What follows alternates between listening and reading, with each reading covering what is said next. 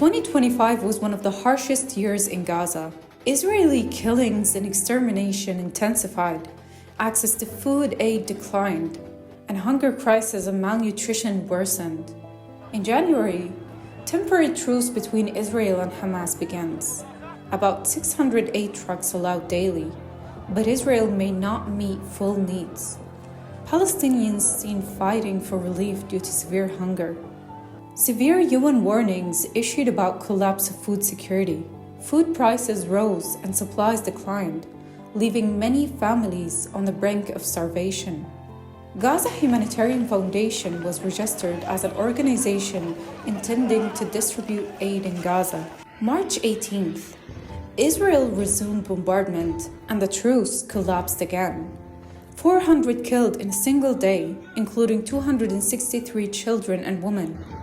Occupation forces fully closed crossings to humanitarian aid, and relief trucks remained outside the strip for several days. Hunger worsened, and crowds gathered at charity food distribution centers. Famine indicators rising. Fuel and food shortages threaten food and health systems. And according to the UN, relief food nearly depleted. Severe child malnutrition increasing. Thousands rely entirely on charity.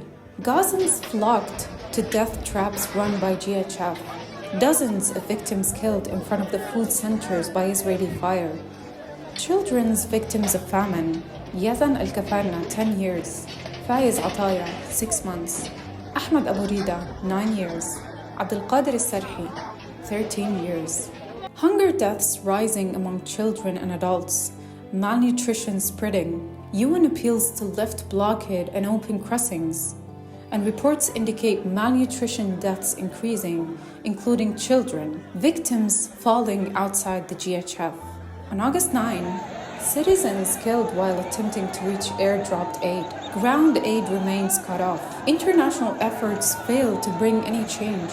And victims at American aid centers rose to thousands. United Nations officially declared that northern Gaza is full famine.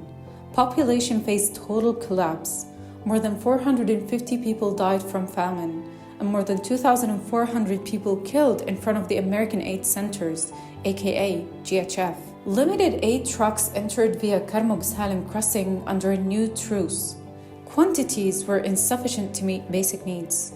Israel allowed no more than 25% of agreed deliveries, and hospitals lost stocks of baby formula and essential supplies.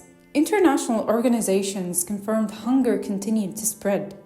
Restrictions on entry of essential supplies and vaccines affected children's lives. Long and painful queues persisted at food points. The end of 2025 marked as the harshest year in Gaza in terms of hunger and humanitarian collapse. No clear indications of significant improvement in aid access. Hospitals suffered drug shortage, and more than 1,000 people died due to lack of treatment.